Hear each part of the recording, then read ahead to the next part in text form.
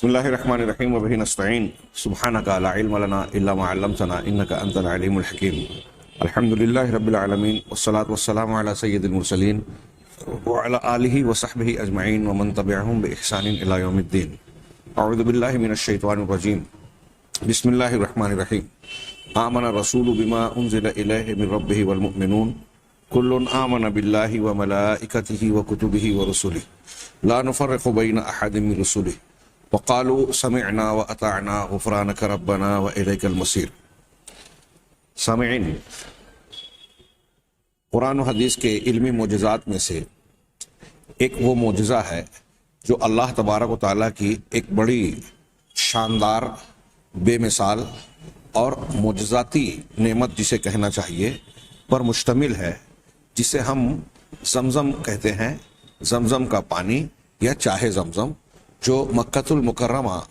میں حرم کے جنوب کے حصے میں واقع ہے۔ اس کی تاریخ ہم جانتے ہیں کہ اللہ تبارک و تعالیٰ نے سیدنا ابراہیم علیہ السلام کے اپنے بیوی بچے کو مکہ کی بے آب و گیا وادی میں چھوڑ آنے کے بعد حضرت اسماعیل علیہ السلام کے پیروں کے پاس سے حضرت جبرائیل کو حکم دے کر ایک چشمہ آب جاری کیا جسے زمزم کہا جاتا ہے۔ آج ہزاروں سال سے یہ چشمہ ابل رہا ہے، اپنا فیض پہنچا رہا ہے۔ اس سے متعلق جو معلومات اور متعلقہ امور تحقیقات کے بعد سامنے آئے ہیں وہ لوگوں کو حیرت میں ڈال دینے والے ہیں۔ اللہ تبارک و تعالیٰ نے مکہ کا اور حرم کا تذکرہ کرتے ہوئے قرآن میں کہا کہ اس میں اللہ کی نشانیاں ہیں، بینات ہیں۔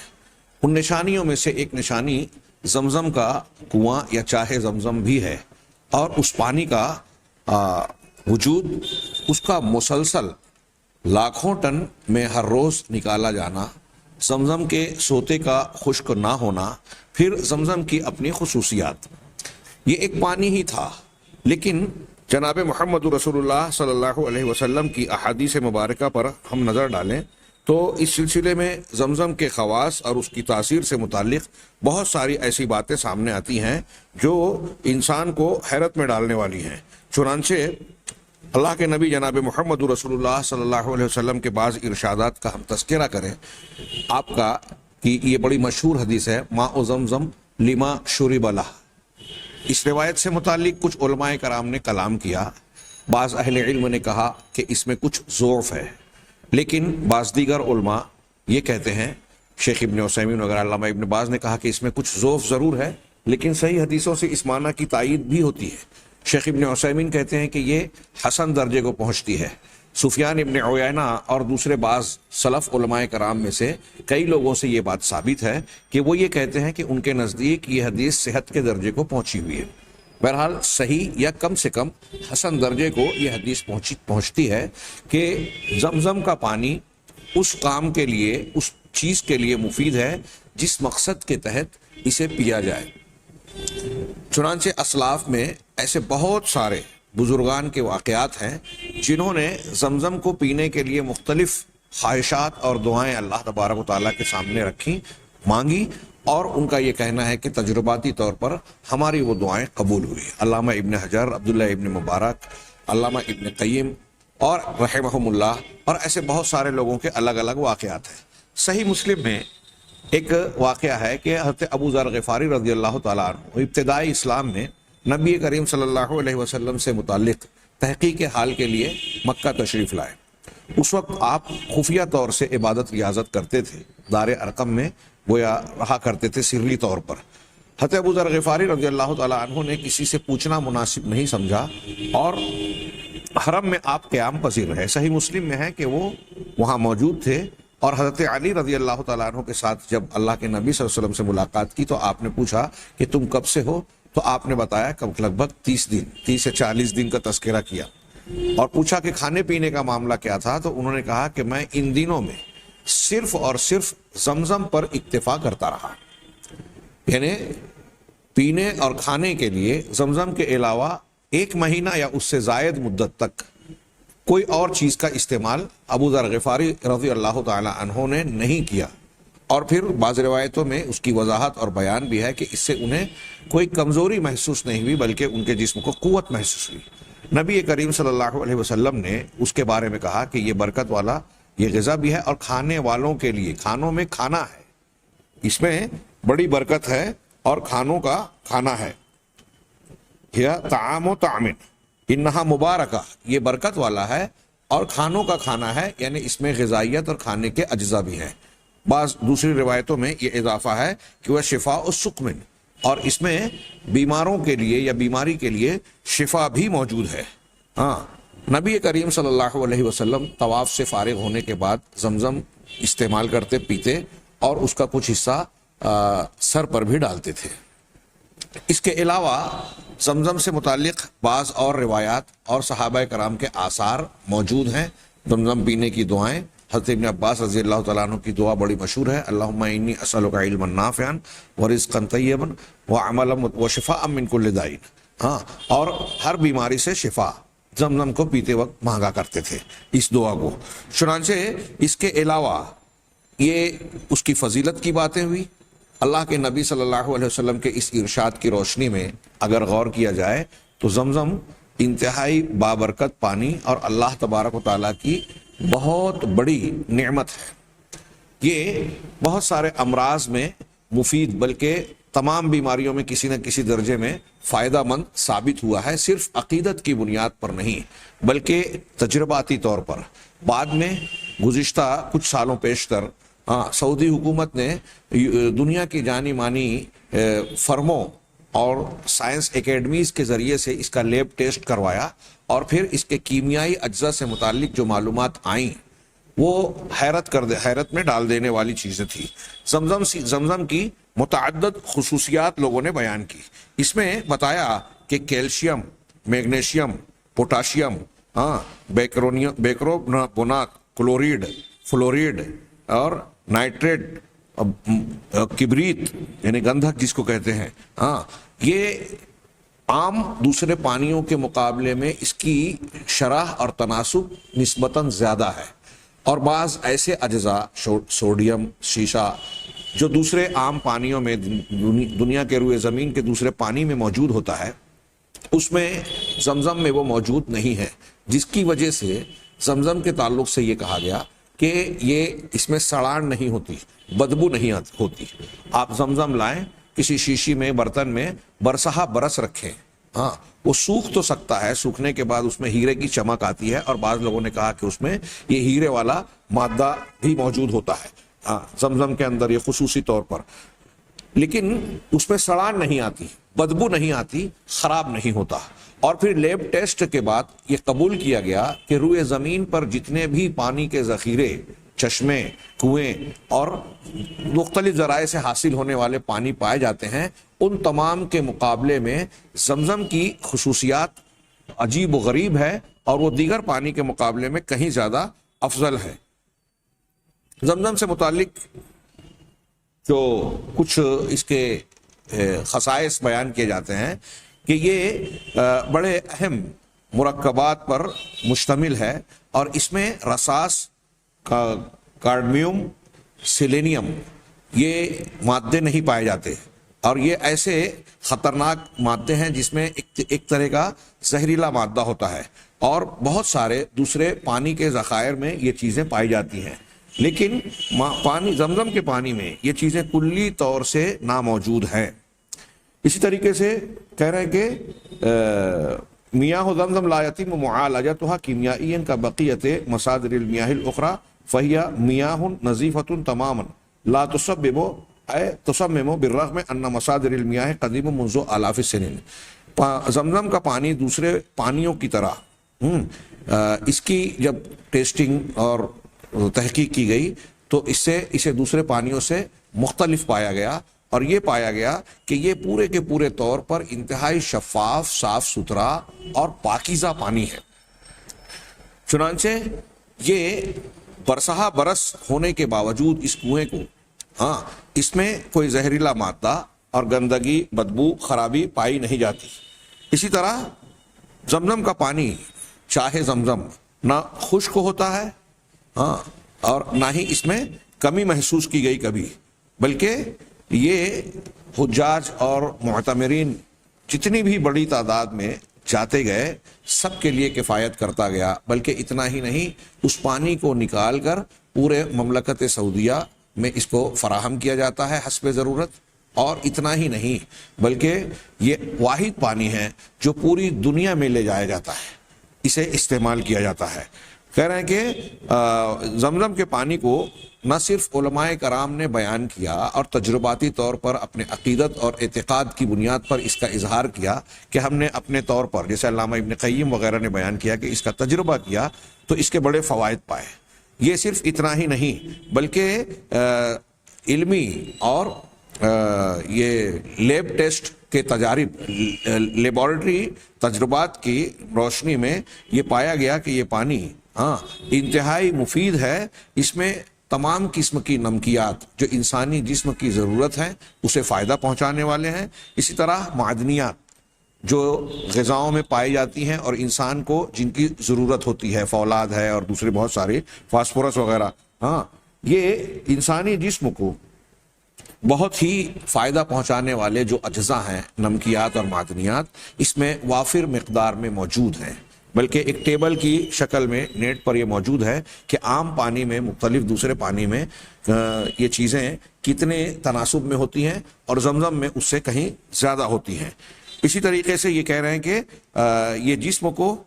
اس طرح سے فائدہ پہنچاتا ہے جو بڑھاپے کی کمزوری اور بڑھاپے کے باعث عوارض سے میں مفید ہوتا ہے، اسی طرح ہاضمے کے عمل میں مدد دیتا ہے۔ اسی طریقے سے یہ مختلف قسم کے سرطان یعنی کینسر کے بھی مرض کے سلسلے میں مفید پایا جاتا ہے۔ بعض مقامات پر میں اکثر اپنے حلقہ احباب میں کہتا ہوں کہ اگر انسان کو کوئی تکلیف ہے اور بیماری سمجھ میں نہیں آ رہی ہے تو عقیدہ رکھتے ہوئے، اللہ تبارک و تعالیٰ سے دعا کرتے ہوئے نبی کریم صلی اللہ علیہ وسلم کے بتائے ہوئے نسخوں کو استعمال کرنا چاہیے، طب نبوی کا استعمال کرنا چاہیے، اور اس میں 2-3 چیزوں کو مرکزی حیثیت حاصل ہونی چاہیے، جس میں سے ایک زمزم ہے، شہد، زمزم، کلونجی، جن کے فوائد کو اللہ کے نبی صلی اللہ علیہ وسلم نے بتایا۔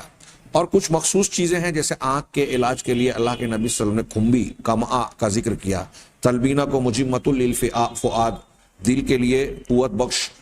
بیان کیا، تو دل کے امراض کے لیے تلبینہ ایک مخصوص قسم کا کھانا ہے، اور ایسے مختلف اجزاء کو، مختلف اشیاء کو مختلف بیماریوں کے لیے نبی کریم صلی اللہ علیہ وسلم نے مفید بتایا ہے۔ اور جن جن چیزوں کا اللہ کے نبی صلی اللہ علیہ وسلم کے ارشاد کو سامنے رکھ کے آپ دیکھیں کہ جن جن چیزوں کا سائنسی تجربہ، لیب ٹیسٹ ہوا اور ان کی تحقیقات کی گئی، تو عملی اور سائنسی تجربات نے جناب محمد رسول اللہ صلی اللہ علیہ وسلم کے ان بیانات کی تصدیق ہی کی ہے، کہیں انکار نہیں ہو سکا، رد نہیں ہو سکا۔ یہ کتنی بڑی دلیل ہے جناب محمد رسول اللہ صلی اللہ علیہ وسلم کے نبی برحق ہونے کی، آپ کی ہر بات کے من جانب اللہ، اللہ کی جانب سے ہونے کی۔ اور پھر یہ حدیثیں جب اس کی سائنسی تحقیقات تائید کر رہی ہیں تو اس بات کی بھی دلیل ہے کہ یہ حدیثیں واقعی رسول اللہ صلی اللہ علیہ وسلم سے ثابت ہیں، اگرچہ 100-200 سال پہلے ان کی حقیقت یا ان کی وہ تاثیر انسان کو معلوم نہیں تھی، اور جس کی بنیاد پر بعض منکرین حدیث ایسی کچھ حدیثوں پر سوالات اور اعتراضات اٹھاتے تھے۔ اب جب سائنسی تحقیق نے حدیث کی تائید کی یا اسے قبول کیا کہ ہاں یہ ثابت ہے، تو گویا منکرین حدیث کا بھی رد ہو گیا، اور سائنسی تحقیق نے یہ بھی بتایا کہ محدثین نے جو حدیثیں نقل کی وہ نقل بالکل درست ہے، حدیث بھی صحیح ہے ایک بات، اور نبی کریم صلی اللہ علیہ وسلم کا فرمان غلط نہیں ہو سکتا، وہ عقل کے خلاف نہیں ہے، بلکہ ہمارے علم کی کمی تھی کہ ہم اسے خلاف عقل اور خلاف حقیقت سمجھتے تھے۔ لیکن جیسے جیسے تحقیقات نے ترقی کی، انسان علم میں کسی حد تک بلوغت کو پہنچا، تو اس نتیجے پر پہنچا کہ نبی کریم صلی اللہ علیہ وسلم کے فرامین بالکل برحق ہیں۔ چنانچہ یہ تذکرہ کیا انہوں نے کہ یہ زمزم جو ہے مختلف قسم کے سرطانات یعنی کینسر کے مرض میں جو بہت ہی مہلک اور کچھ عرصہ پہلے تک لا علاج مانی جاتی تھی، ان میں بھی مفید ہے۔ کہہ رہے ہیں وَيَمُدُّ الْإِنسَانَ بِالطَّاقَةِ اللَّازِمَةِ، کہہ رہے ہیں کہ اور انسان کو لازمی قوت عطا کرتا ہے یہ زمزم کا پانی۔ اسی طریقے سے وَيَمُدُّ الْمَنَاعَ بِجَمِيعِ الْعَنَاصِرِ الَّتِي تُقَاوِمُ الْأَمْرَاض، ان تمام عناصر کے ساتھ انسان کے اندر قوت مدافعت کو مضبوط بناتا ہے۔ قوت مدافعت کو مضبوط بناتا ہے، جو انسان کے اندر تمام یا دیگر بیماریوں سے اور باہر سے آنے والے مہلک جراثیم سے لڑنے کی قوت عطا کرتی ہیں، بیماریوں سے مدافعت کرتی ہیں۔ ابھی کورونا مرض کے سلسلے میں جو ہے یہ بتایا گیا کہ انسان کی قوت مدافعت اس پہ متاثر جب ہوتی ہے تو وہ اس کے حملے کی زد میں آتا ہے۔ ہاں، سعودی حکومت نے جو انتظامات کیے تھے کورونا کے مریضوں کے لیے، ہمیں معلوم ہوا، خبریں آئی واٹس ایپ وغیرہ اور نیٹ کے ذریعے سے، اخبارات کے ذریعے سے معلوم ہوا کہ پورے سعودی عرب میں اس مرض کے شکار لوگوں کو جہاں دیگر ادویات دی گئی، وہاں لازمی طور سے سب کو زمزم بھی دیا جاتا رہا۔ ہاں، اور اس کے بڑے اچھے نتائج سامنے آئے۔ یہ تجرباتی طور پر اور لیبارٹری تجربات کی بنیاد پر کچھ سالوں پہلے برطانیہ برمنگھم کی جماعت اہل حدیث کی جانب سے جو صراط مستقیم ماہانہ یا پہلے 15 روزہ شائع ہوتا تھا، اس میں بھی زمزم سے متعلق نئی تحقیقات کا پر مشتمل ایک مضمون آیا تھا، اور اس میں ایسی کئی حقیقتیں مغربی علماء، بڑے بڑے ڈاکٹرز اور سائنٹسٹ کے اعترافات اور ان کی تحقیقات کے نتائج اس مضمون میں پیش کیے گئے تھے، جو یہ بیان کرتے تھے کہ زمزم کا پانی دنیا میں سب سے الگ ہے، سب سے امتیازی شان کا حامل ہے۔ یہ پانی، اس پانی کے جیسا دنیا میں کوئی ذخیرہ آب میں دوسرا کوئی پانی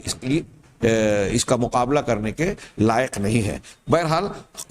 خلاصہ کلام یہ کہ کچھ باتیں میں نے کہی اور ہمیں معلوم ہوا، نیٹ پہ بتایا جاتا ہے کہ اس سلسلے میں باقاعدہ طور پر مختلف لوگوں نے کچھ کتابیں بھی لکھی ہیں زمزم سے متعلق، اس کے فوائد، اس کی خصوصیات، اس کی تاریخ اور اس سے متعلق بہت ساری باتیں۔ ہمارے یہاں جو مضمون اور ایمان بالرسل سے متعلق ہم گفتگو کر رہے ہیں، اس ضمن میں ہمارا مدعا یہ بیان کرنا ہے کہ 1400 سال پہلے زمزم کے فوائد اور اس کے اتنی بڑی نعمت ہونے کا تذکرہ جناب محمد رسول اللہ صلی اللہ علیہ وسلم نے جو کیا، تو ظاہر سی بات ہے کہ اس وقت آپ کے بیانات کسی سائنسی تحقیق، تجرباتی مرحلے سے گزرنے کے بعد اس کا یہ بیان نہیں دیا گیا تھا، بلکہ یہ اللہ تبارک و تعالیٰ کی وحی پر مشتمل بیان تھا، جس کی حقیقت صدیوں سے انسان کے لیے پردہ خفا میں تھی۔ آج جب انسان ہر چیز کے کیمیائی اجزاء، ہر چیز کی تاثیر اور ان کے مرکبات کے الگ الگ حیثیت کو دیکھ کر انسانی جسم بیماریوں سے لڑنے، بیماریوں کا دفاع کرنے کی صلاحیتوں پر جانکاری حاصل کر سکا ہے، اور اس تناظر میں جب اس نے ان حدیثوں، قرآن کی آیتوں کی تحقیق کی تو معلوم ہوا کہ 1400 سال پہلے جناب محمد رسول اللہ صلی اللہ علیہ وسلم نے جو فیصل بات کہی تھی، قول فیصل، نتیجے کی بات کہی تھی، وہ اپنے پیچھے بہت سارے خفیہ حقائق کو سمیٹے ہوئے تھا، جس کے بارے میں سائنس کی تحقیقات آج واقف ہو سکی۔ اللہ کے نبی صلی اللہ علیہ وسلم پر اس طرح کے بے شمار دلائل ہیں جو آپ کے صداقت اور حقانیت کو بیان کرتے ہیں۔ آگے ہم بڑھتے ہیں، کہہ رہے ہیں ایک معجزہ قرآن و حدیث کا، التلقیح بواسطۃ الریاح، ہواؤں کے ذریعے سے تلقیح کرنا، اور ایک عنوان اس کتاب میں ہے تلقیح السحاب، یعنی بادلوں کا تلقیح، بوجھل بادلوں کے ذریعے سے پانی کے سیرابی کرنا اور عالم نباتات اور درختوں کو یا انسانی زندگی کو بار آور کرنا۔ اس سے پہلے میں ایک اور چیز کو بیان کر دوں، یعنی یہاں ایک معجزہ، یہ بادلوں اور ہواؤں کی بات کرنے سے پہلے یہاں ایک بنیادی یا ایسی چیز کہ اللہ تبارک و تعالیٰ نے جو کائنات کا یہ نظام بنایا،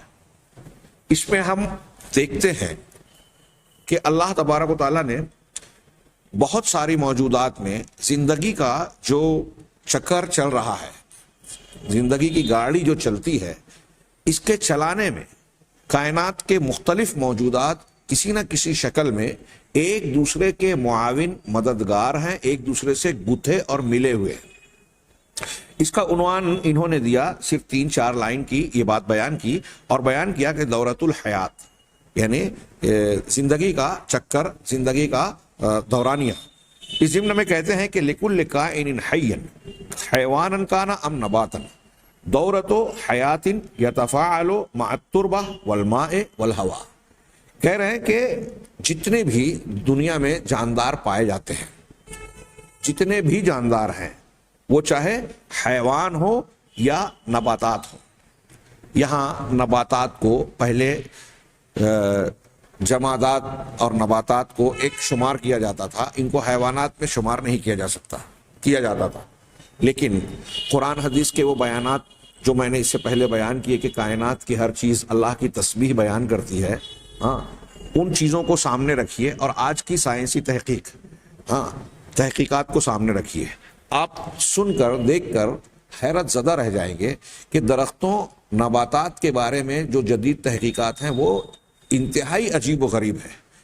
بعض باتیں ایسی ہیں کہ اگر میں ابھی بھی اسے نقل کروں اجمالی طور پر تو کچھ لوگوں کو یقین نہیں آئے گا۔ جیسے مثال کے طور پہ کہ درخت، پیڑ پودے آپس میں ایک دوسرے کو پیغام بھیجتے ہیں۔ اگر کوئی خطرہ محسوس کرتے ہیں تو خطرے سے ایک دوسرے کو آگاہ کرتے ہیں۔ جیسے مثال کے طور پہ ایک درخت کی پتیاں کوئی جانور کھا رہا ہے تو وہ اپنے پڑوسی پودے کو، درخت کو اس کا میسج اور پیغام بھیجتا ہے۔ نتیجے میں وہ اپنے آپ کو بچانے کے لیے قدرتی طور سے اس کے اندر جو صلاحیت ہے اس بنیاد پر وہ اپنے اندر سے ایسی بو خارج کرتا ہے جس کی وجہ سے اسے یہ امید ہوتی ہے کہ وہ جانور اس کی طرف بڑھنے سے رک جائے۔ یہ جو بات میں کہہ رہا ہوں BBC لندن کی ویب سائٹس پر موجود ہے۔ نباتات میں شعور ہوتا ہے، نباتات ایک دوسرے سے پیغام میں گفتگو کرتے ہیں، ان کے اندر انسانی جسم کی طرح ان کے جسم کے اندر خلیات ہوتے ہیں، ان کے اندر غذا کے حاصل کرنے کا مادہ ہوتا ہے، ان میں کچھ جذبات کا محسوس کیے گئے، خوشی کی باتیں اور بہت سارے اس قسم کے معاملات جو کسی زندہ وجود کے اندر پائے جاتے ہیں۔ اس میں سے ہر بات کی اس میں تفصیل بیان کی گئی۔ یہ سائنسی تحقیقات قرآن حدیث کے کئی بیانات کو گویا کی تائید کر رہے ہیں کہ کائنات کی ہر چیز اللہ کی تسبیح بیان کرتی ہے، اور ایسی بہت ساری باتیں جس کا تذکرہ یہاں کرنے جا رہے ہیں کہ زندگی کا یہ چکر، زندگی کا یہ جو کردار ہر جاندار نبھاتا ہے۔ تو اس میں کوئی بھی جاندار ہو، وہ حیوان ہو، کوئی جانور جاندار یا نباتات ہوں، ان کی زندگی کا ایسا کردار ہے۔ اللہ تبارک و تعالیٰ نے اور خالق کائنات نے ہر چیز کو اپنے وجود میں ایسی صلاحیتیں، ایسی استعدادات عطا فرمائی ہے کہ ان میں سے ہر کوئی زندگی جینے میں ایک دوسرے کا معاون ہوتا ہے اور ایک دوسرے کے ساتھ ساتھ چلتا ہے، مٹی کے ساتھ، پانی کے ساتھ، ہوا کے ساتھ۔ ویسے بھی عناصر خمسہ یا اربعہ جو کہلاتے ہیں، ہوا، آگ، مٹی، پانی، آپ دیکھیے کہ یہ انسانی وجود یا زندگی کی گاڑی چلنے میں یہ چیزیں بنیادی کردار ادا کرتی ہیں۔ اور ان چیزوں میں دنیا کا کوئی بھی جاندار ہو، نباتات ہو، آپ دیکھیے کہ ہوا، پانی، مٹی، اور اس میں اگر ہم جوڑ لیں سورج کی روشنی اور اس کے انفعالات، اس کے تاثر سے، اس کے اثرات سے ہونے والے کیمیائی قدرتی اعمال، ان چیزوں سے اس کائنات کا کوئی وجود، وہ جانور ہو، جاندار ہو، یا پیڑ پودے ہوں، یہ اس کے بغیر جی نہیں سکتے، نشو و نما نہیں پا سکتے، اپنی زندگی کی گاڑی کو آگے نہیں چلا سکتے۔ اور اس کے علاوہ کائنات کی دوسری چیزیں جیسے انہوں نے کہا مٹی، پانی، ہوا، ان تمام چیزوں کے ساتھ دنیا کا ہر جاندار، ہر حیوان اپنی زندگی کا کردار نبھاتا ہے، زندگی کی گاڑی کو چلا رہا ہے۔ چنانچہ اس بات کو کہ دنیا میں ایک چیز دوسرے سے جڑی ہوئی ہے، اس بات کو قرآن مجید نے کتنے بلیغ انداز میں اس کی طرف اشارہ کیا۔ فَتَأَمَّلْ الْإِشَارَاتِ الْبَلِيغَةَ إِلَى خُرُوجِ الْحَيِّ مِنَ الْمَيِّتِ۔ چنانچہ اس ان بلیغ اشارات پر غور کیجئے جو قرآن نے مردے سے زندہ کو پیدا کرنے کی شکل میں ذکر کیا اور زندے سے مردہ کو۔ چنانچہ وَإِلَى الْإِبْدَاءِ وَالْإِعَادَةِ، اور اللہ تبارک و تعالیٰ نے کسی چیز کو شروعات میں پیدا کرنا اور پھر دوبارہ اس کو زندہ کرنے کا جو ذکر کیا قرآن مجید میں، جیسا کہ جدید علوم نے، سائنسی تحقیقات نے اور جدید علوم نے یہ بات ثابت کی ہے کہ انسان کی زندگی کا پیریڈ انسان کی زندگی کا دور یہ مربوط ہے ان تمام عناصر سے جو انسان کے ارد گرد گھرے ہوئے، انسان جن کے گرد گھرا ہوا ہے۔ ہم جہاں دنیا میں جی رہے ہیں، ہمارے ارد گرد جو عناصر پائے جاتے ہیں، ہوا ہے، پانی ہے، مٹی ہے، سورج کی روشنی ہے اور ایسے دوسرے اجزاء، یہ ساری چیزیں مل کر انسان کی زندگی کے راستے کو آسان بناتی ہیں۔ کہہ رہے ہیں یہ زمین کے وہ عناصر جس کے ذریعے سے خود انسان تشکیل پاتا ہے، وجود پاتا ہے۔ وَعَلَى نِتَاجْهَا يَتَغَذَّى، وہ زمین، مٹی جس کے پیداوار کو وہ بطور غذا استعمال کرتا ہے۔ اناج ہو وہ گیہوں کی شکل میں، جو جوار کی شکل میں، چاول کی شکل میں، یہ اناج، اس کے علاوہ پھل اور بہت سارے سبزیاں، یہ زمین کی پیداوار ہوتی ہے، زمین کو اس کو اگاتی ہے۔ وَيَتَفَاعَلُ مَعَهَا أَخْذًا وَعَطَاءً فِي عَمَلِيَّاتِ التَّنَفُّسِ وَالْغِذَاءِ وَالْإِخْرَاج۔ اتنا ہی نہیں، دیکھیے زمین سے غذائیں حاصل ہو رہی ہیں، اور انسان زمین اور دنیا میں اپنے ارد گرد موجود چیزوں سے کو لینے اور دینے کے اصول پر کام کرتے ہوئے اپنی سانسیں لیتا ہے، غذا حاصل کرتا ہے، ان کے لیے بہت سارے سامان فراہم کرتا ہے، کہہ رہے ہیں، اور اسی طریقے سے اپنی زندگی کے خلیات کو روز بروز تجدد اور نیا پن دیتا ہے، اس میں قوت اور زندگی کے آثار یا تقویت پہنچانے کے عناصر فراہم کرتا ہے۔ اب یہ جو انہوں نے 2-3 لائن میں کہا ہے، اس کی سائنسی تفصیلات میں اگر جائیں، عالم نباتات کی شکل میں میرے پاس ایک کتابچہ ہے،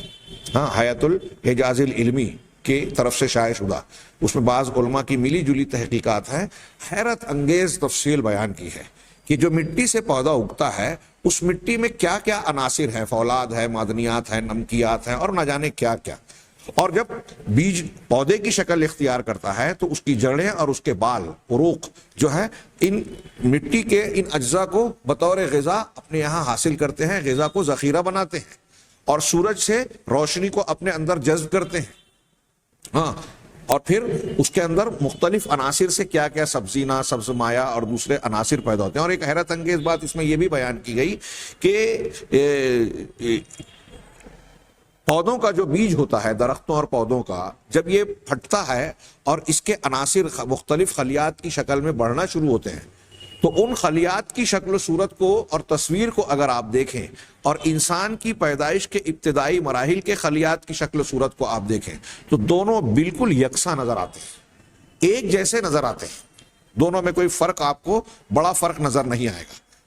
اب اسے انہوں نے اصطلاحات اور تصویروں کے ساتھ کتاب میں بیان کیا ہے، لیکن ہم اپنے درس میں اس تفصیل میں نہیں جا سکتے، چنانچہ آگے یہ بیان کرتے ہیں کہ ثم الیہا یتحلل بعد مماتہ، آدمی اس دنیا میں اپنے ارد گرد اپنی زندگی کے سامان کو پا رہا ہے، ایسی چیزوں سے گھرا ہوا ہے جس کے ذریعے سے اس کی زندگی کی گاڑی آگے بڑھتی ہے۔ ہم اس کو جو قرآن کی زبان میں کہیں کہ کائنات ایک دوسرے کی خدمت یافت انسانوں کے لیے مسخر کی گئی، لیکن یہاں تبادلہ چل رہا ہے اخذ و عطا کا، زندگی کے لینے اور دینے کا، اسباب کو حاصل کرنے اور دینے کا۔ تو انسان اس دنیا میں اس زمین پر ساری چیزوں کو استعمال کر کے جی رہا ہے، اور مرنے کے بعد اسی میں گویا مل جاتا ہے، اس کی اجزاء اسی میں تحلیل ہو جاتے ہیں دفن ہونے کے بعد۔ اللہ سبحانہ و تعالیٰ کا ارشاد انہوں نے بطور دلیل کے نقل کیا کہ یہ جو بات زندگی کی گاڑی کا کہ یہ حقیقت دیکھ رہے ہم، قرآن مجید میں اس کا لطیف اشارہ موجود ہے۔ چنانچہ اللہ تعالیٰ نے فرمایا تولج اللیل فی النہار و تولج النہار فی اللیل، کہ اللہ ہی ہے جو رات کو دن میں اور دن کو رات میں داخل کرتا ہے، یخرج الحی وتخرج الحی من المیت وتخرج المیت من الحی، اور تو ہی، یہاں خطاب کا صیغہ ہے، اللہ ہی ہے نہیں، تو ہی ہے جو زندے کو مردے سے نکالتا ہے، پیدا کرتا ہے، اور مردے کو زندے سے۔ اب دیکھیے مٹی سے پودے اگ رہے ہیں، پودوں کو جاندار مانے یا نہ مانے، مٹی میں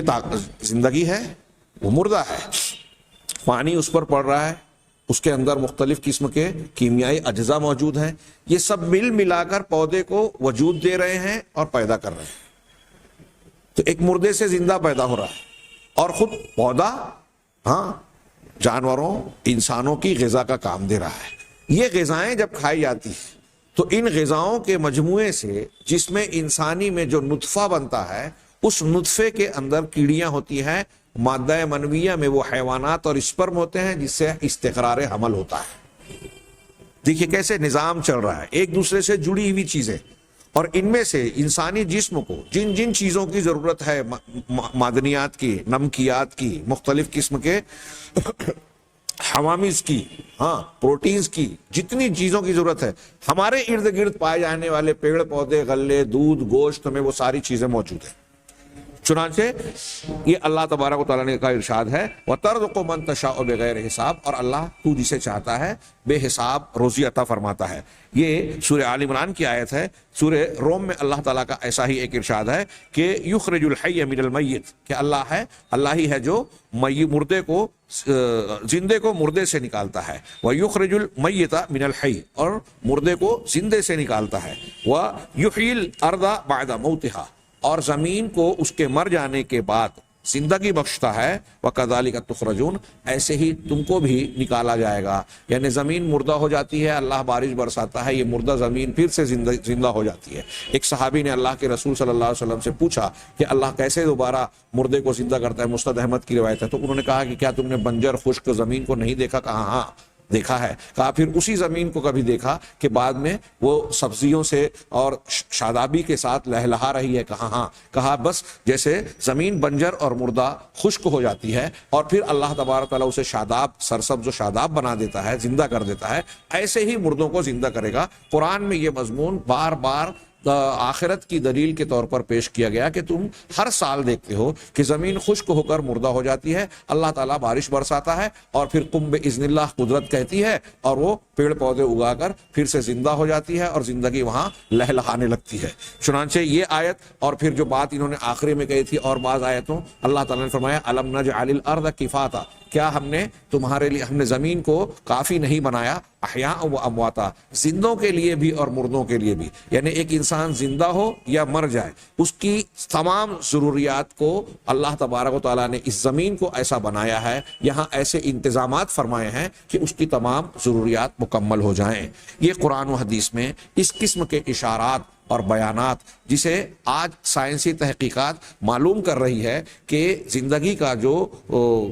دورانیہ دور اور چکر چل رہا ہے، یہاں جو بھی زندگی پائی جاتی ہے، انسانوں کی شکل میں، حیوانات کی شکل میں، نباتات کی شکل میں، جتنے بھی موجودات ہیں وہ ایک دوسرے سے جڑ کر ایک دوسرے کی زندگی کی ضروریات فراہم کر رہے ہیں اور ساتھ ساتھ مل کر زندگی چلا رہے ہیں۔ قرآن میں اس حقیقت کی طرف یہ اشارات موجود ہیں جو اس بات کی دلیل ہے کہ یہ کلام، یہ فرمان، یہ پیغام اس ذات کی طرف سے ہے جس نے ان تمام چیزوں کو وجود بخشا۔ اللہ سے دعا ہے کہ وہ ہمیں صحیح دین کی سمجھ عطا فرمائے اور اس پر عمل کرنے کی توفیق دے۔ وآخر دعوانا ان الحمد للہ رب العالمین۔